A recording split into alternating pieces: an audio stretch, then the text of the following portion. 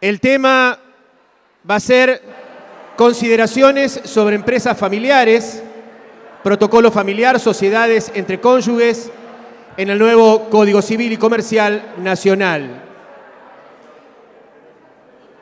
Lo van a exponer el doctor Roberto David Krochik, quien dentro de su currículum podemos decir que es abogado, especialista en derecho bancario, director académico del Instituto Argentino de Empresas Familiares, sede Entre Ríos, expositor en numerosas jornadas y congresos nacionales e internacionales, autor de ponencias en diversos congresos argentinos e iberoamericanos, coautor de artículos referidos a concursos y quiebras, sociedades comerciales y empresas familiares. Y el doctor Marcelo Daniel Morales, quien es abogado, coautor en el libro colectivo de IADEF 2015 en el tema La reducción de la porción legítima y aumento de la disponibilidad del causante, la nueva indivisión forzosa hereditaria, nuevas reglas para la participación de herencias. Va a actuar como moderador el doctor Guillermo Martínez.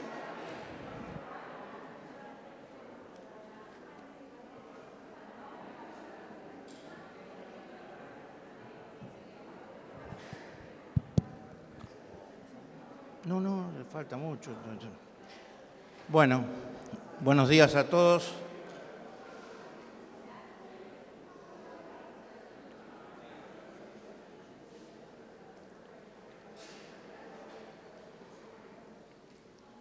Buenos días a todos.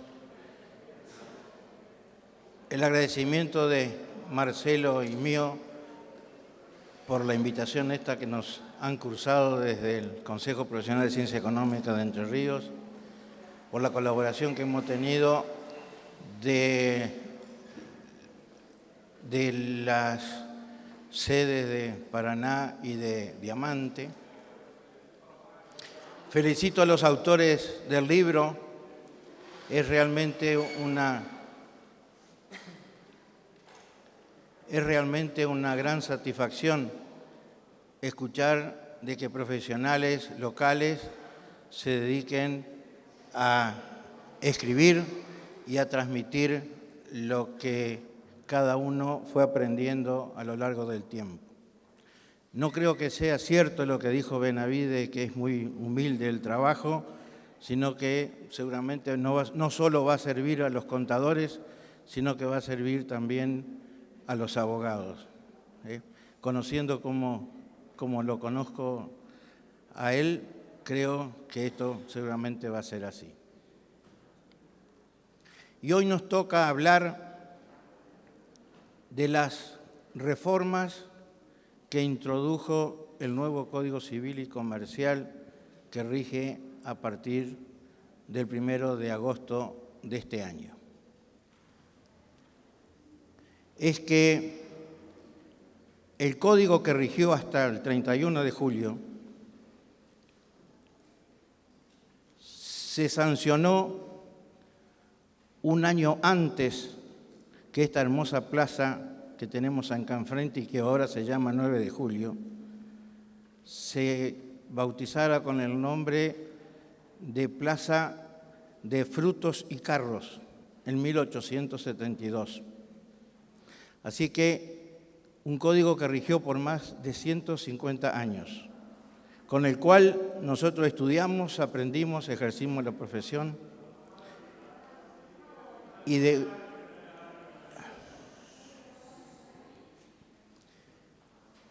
resulta que cuando todos creíamos que iba a comenzar a regir a partir del 1 de enero del año que viene, del 2016, de golpe nos enteramos que se cambió la fecha y empezaba a regir el 1 de agosto de este año.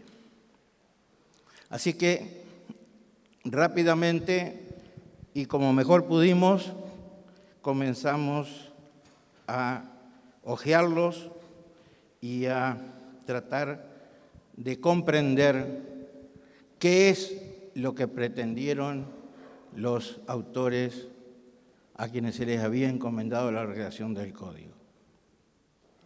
El Código de Vélez, que había recogido en el siglo XVII toda la corriente codificadora,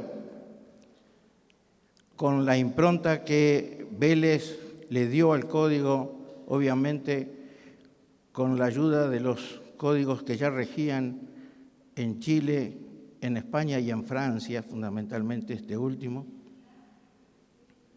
Hoy tenemos un código que tiene 3 pilares importantes, que es el pluralismo, que es la igualdad y que es la simplicidad de conceptos. Todos nos sorprendimos cuando entendimos que el derecho civil y el derecho comercial eran 2 ramas del derecho que obviamente corrían por carriles separados. Sin embargo, advertimos que la parte dedicada al derecho civil bien puede comprender gran parte de la actividad empresarial y comercial.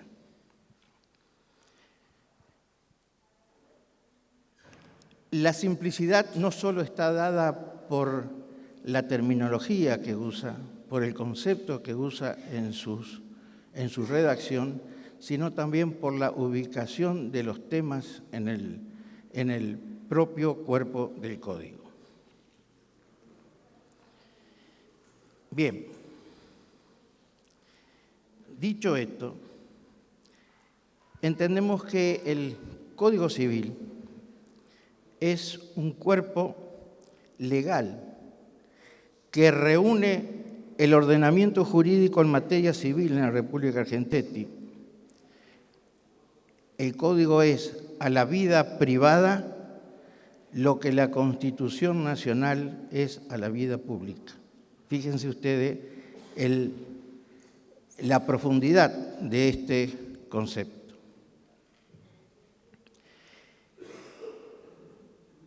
Y tiene, así como la ley, así como el Código Civil, y luego la 17711, y la ley de sociedades, y la ley de concursos y quiebras fueron ayornando el derecho argentino, entendemos, les decía que el Código tiene institutos rectores y modifica sustancialmente algunos de estos institutos. Es difícil, ¿eh?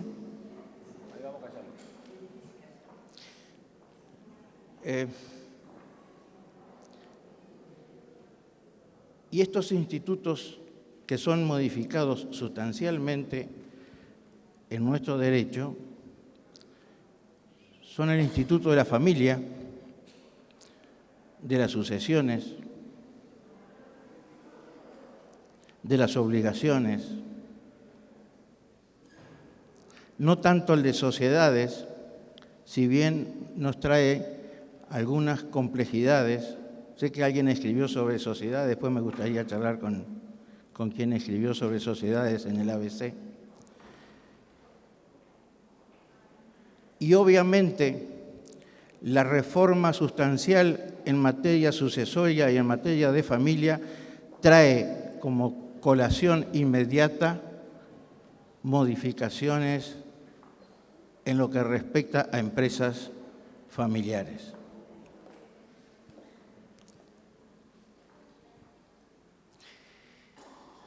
El Código no define qué es una empresa familiar. El Código tampoco trae un concepto de lo que es una empresa familiar, pero sí trae algunas herramientas que hacen pensar que los autores de la reforma o del Código, ya no hablamos de reforma, hablamos del Código, que los autores del Código tuvieron presente a estas empresas como una especie del género empresas, Es decir, consideramos a la empresa familiar como una especie dentro de las empresas. ¿Y por qué? Porque a toda la problemática de las empresas, el tema de las empresas familiares, se le agrega la problemática de la familia.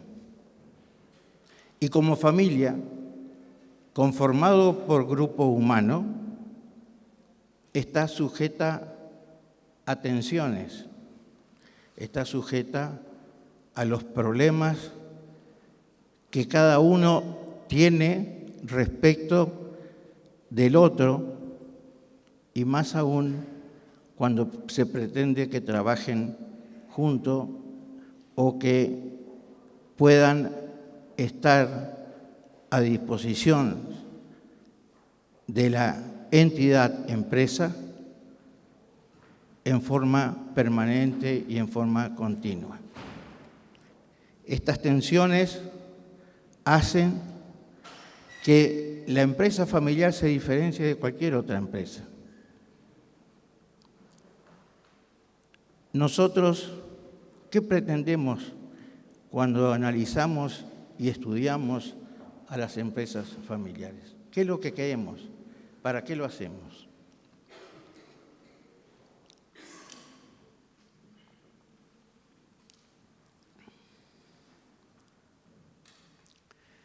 Pretendemos de las empresas familiares que permanezcan en el tiempo.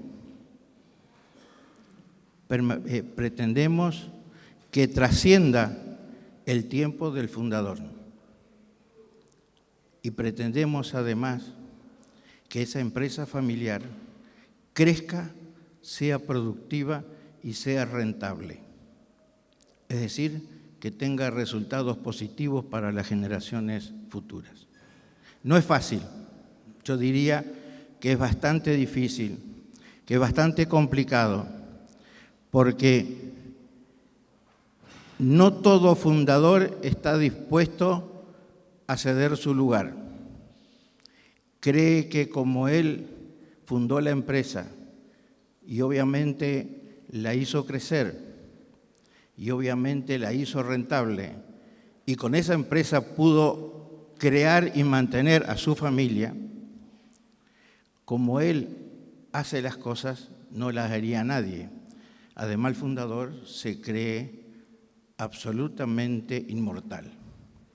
Y con esto tenemos nosotros que crear toda una cultura diferente para hacerle comprender a los fundadores que nadie quiere desplazarlos, que es necesario para su propio crecimiento, para su propia permanencia en el tiempo, que trate de transmitir los valores que él tuvo en cuenta cuando fundó su empresa, las creencias que él tuvo en cuenta cuando creó la empresa, los intereses que lo llevaron a crearla, que debe necesariamente transmitirla a sus herederos para poder hacer que estos los acompañen, no que lo desplacen. Y esto es un trabajo absolutamente interdisciplinario. No basta con el consejo del contador, no basta con el consejo del abogado. Seguramente vamos a necesitar, cuando empecemos a analizar un poco más qué es lo que se pretende de la empresa familiar, una actividad sistémica, es decir, una actividad con otras ramas de las ciencias que hacen fundamentalmente a la comunicación. Uno de los problemas serios en las empresas y fundamentalmente en las empresas familiares es el tema de la comunicación. ¿Por qué? Porque están sujetas a entrecruzamientos. Están entrecruzamientos entre los valores, los intereses y las creencias. Cuando se nos encomienda trabajar sobre la posible continuidad de la empresa familiar, es decir, para crear los documentos y los instrumentos necesarios que la hagan permanecer en el tiempo y a su vez mantener la coherencia familiar, mantener la unidad familiar. Es necesario que el consultor logre una cierta empatía con quienes, tanto con los accionistas actuales de esa empresa como los que se van a incorporar necesariamente en el futuro. Y entonces el consultor debe lograr una empatía entre todos sus interlocutores. ¿Y qué es una empatía? Es decir, utilizar una inteligencia interpersonal, es decir, una inteligencia emocional para lograr que los componentes de esa familia que queremos convertir en familia empresaria, son dos cosas diferentes, familia y familia empresaria, logre una cohesión y logre una comunicación entre ellos que hagan factible que esto pueda continuar en manos de la misma familia. Pero he hablado bastante sobre empresas familiares. Me gustaría ahora transmitirle un concepto que hemos logrado aunar después de muchos encuentros y de muchos análisis en el Instituto Argentino de la Empresa Familiar, de la cual el doctor Javier Dubois es presidente, es un incansable trabajador con respecto a empresas familiares y es un profundo conocedor del tema de sociedades y empresas. Así que, con la guía y con la ayuda de él, el Instituto logró llegar, después de varias discusiones, a un concepto clarificador de qué es una empresa familiar. Y decimos así, que que se considera que hay empresa familiar cuando los integrantes de una familia dirigen, controlan y son propietarios de una empresa. Pero no basta esto. Es necesario, además, que esta empresa constituya su medio de vida y tengan la intención de mantener tal situación en el tiempo y con una marcada identificación entre la suerte de la empresa y la suerte de la familia. Esto que parece bastante simple, llevó tiempo poder aunar este concepto, ya que el concepto de empresa familiar no es unívoco. No es unívoco. ¿Por qué? Porque la empresa familiar presenta dos elementos objetivos, que uno es, obviamente, la empresa y otro es la familia, objetivamente. Pero necesariamente va unido a un elemento subjetivo, que es la segunda parte de este concepto, que es la intención de mantener la participación familiar en el tiempo y que ésta sea el sustento de la familia. Si no, no hay empresa familiar. Empresa dirigida por un fundador sin que haya incorporado a los herederos no es una empresa familiar, es una empresa de una persona, cabeza de una familia. Nada que ver con una empresa familiar. No sé si queda claro este concepto. Bien. Yo les decía hoy que la empresa familiar, por estar formado por un grupo familiar presenta los problemas de toda empresa sumados a los de la familia. Y estas son lo que llamamos debilidades de la empresa familiar. Y estas debilidades también tienen dos subsistemas. Uno, el sistema familiar, con los valores afectivos, con la impronta que le da la esposa del fundador queriendo proteger a los hijos más débiles, o al hijo que posiblemente no esté capacitado para incorporarse a esa empresa, o que la empresa no tenga un lugar para ese hijo. Si todos estos elementos subjetivos que hacen a que se distinga, se diferencie la empresa familiar de cualquier otra empresa. Pero también tiene el otro sistema que tienen todas las empresas, que es el sistema empresarial. Entonces tenemos la puja de que el sistema empresarial obviamente quiere efectividad, eficiencia, rentabilidad, competitividad, internacionalizarse si es posible.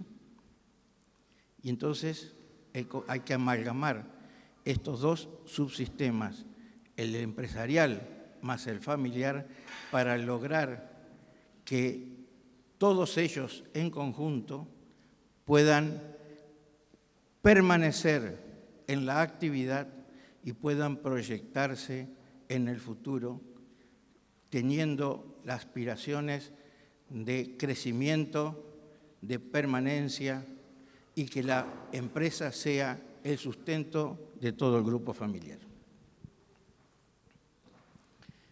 Claro que, y ustedes como contadores más que nadie saben, que la empresa familiar, cuando aún no está estructurada orgánicamente, cuando aún está en los prolegómenos de poder incorporar un estatuto adecuado, con un protocolo adecuado, con un consejo familiar adecuado, tiene los problemas de la informalidad. Allá me hace Benavides que sí. Tiene los problemas de la informalidad con la que ustedes mismos siempre discuten con sus clientes. Sí, tienen la informalidad fiscal, la informalidad de libros, la informalidad documental, etcétera, etcétera, etcétera. Cosa que en una empresa estructurada orgánicamente es mucho más difícil. Tienen los problemas de la falta de profesionalización. El fundador por ahí cree que, como decía antes, como él no hay nadie. Y si él lo ha hecho así hasta ahora y no le ha ido mal, ¿por qué lo va a cambiar? Esto es la verdad que se nos presentan todos los días. ¿Por qué voy a cambiar si a mí las cosas me van muy bien?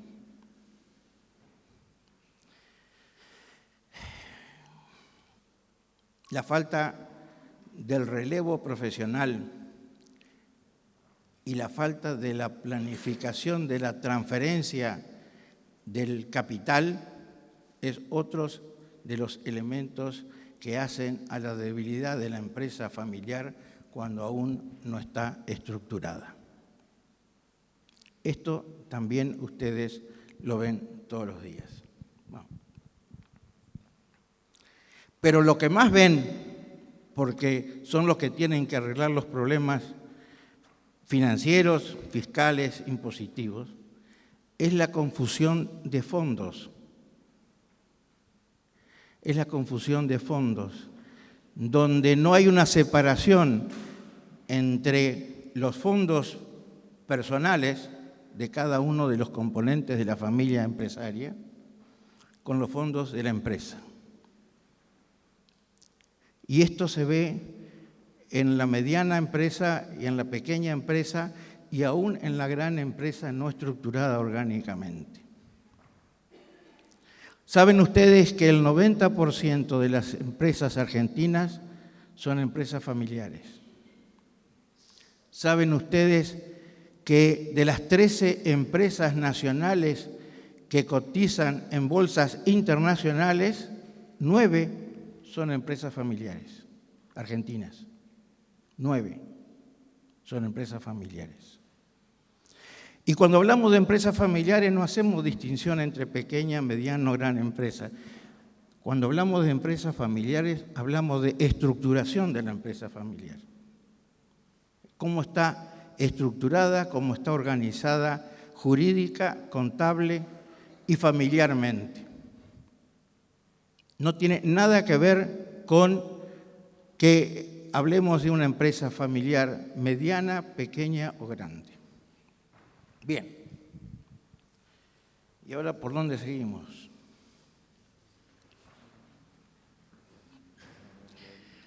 Me quedan 5 minutos. Y bueno, está bien. Después lo seguimos en el bar en todo caso. Todo esto lleva a que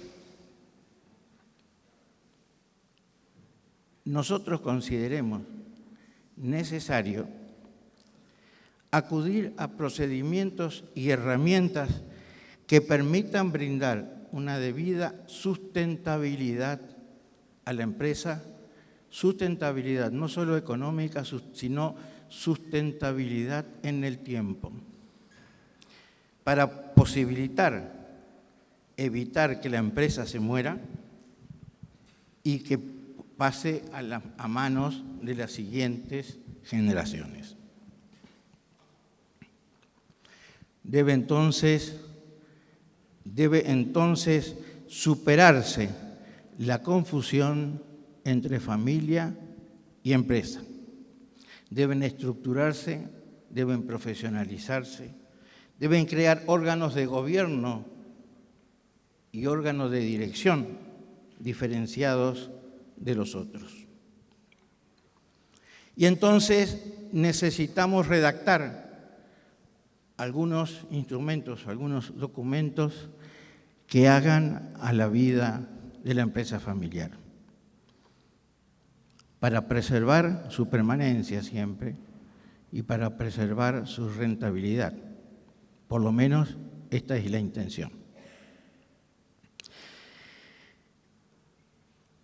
Y decimos que el protocolo familiar es un contrato.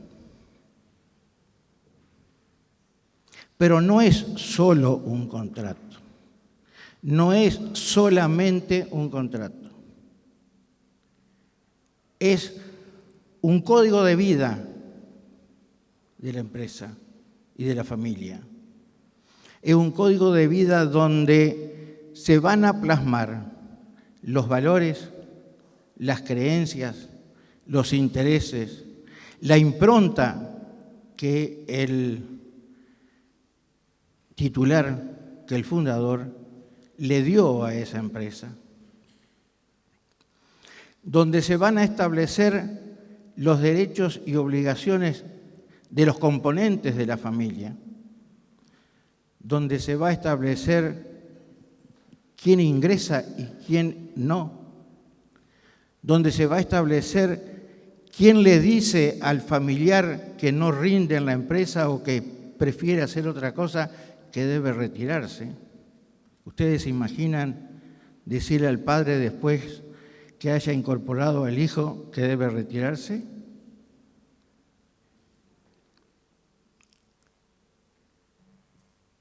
Y el protocolo familiar debe contener un prólogo que haga y establezca los derechos y obligaciones de todos los componentes del grupo familiar, que establezca cómo se ingresa como accionista, cómo se evalúan las acciones, cada cuánto se evalúa la empresa, quién está o no capacitado para ingresar a determinado lugar o puesto de trabajo? ¿A qué edad se tiene que retirar de la dirección y de la gestión? ¿A qué edad pueden ingresar? Si pueden o no ingresar los parientes políticos. Parientes políticos que hoy pueden estar y mañana no en el grupo familiar.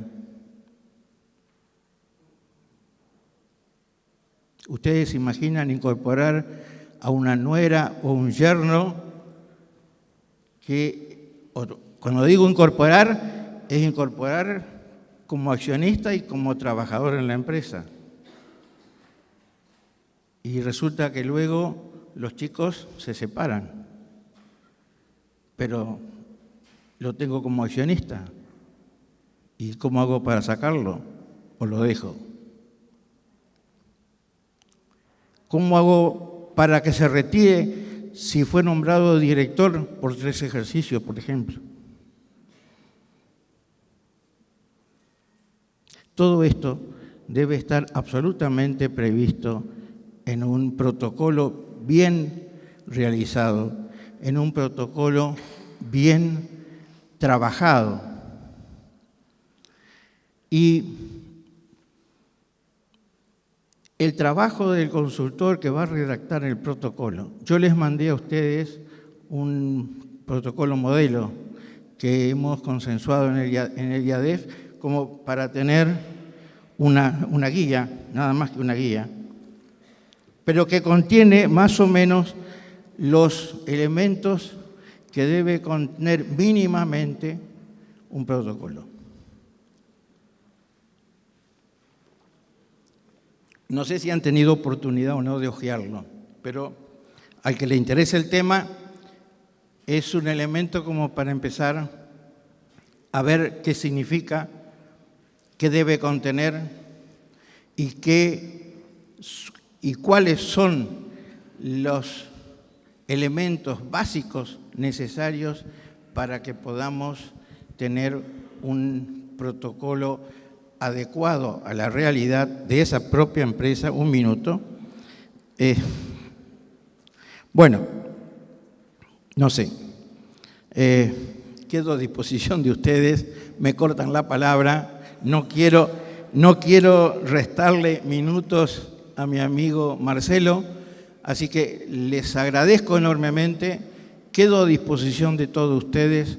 El Instituto Argentino de la Empresa Familiar queda a disposición de ustedes por mi intermedio, con absoluta libertad de consulta y con absoluta seguridad que van a recibir una respuesta lo más adecuada posible a las necesidades que ustedes tengan. Muchísimas gracias, muy amables, muchas gracias.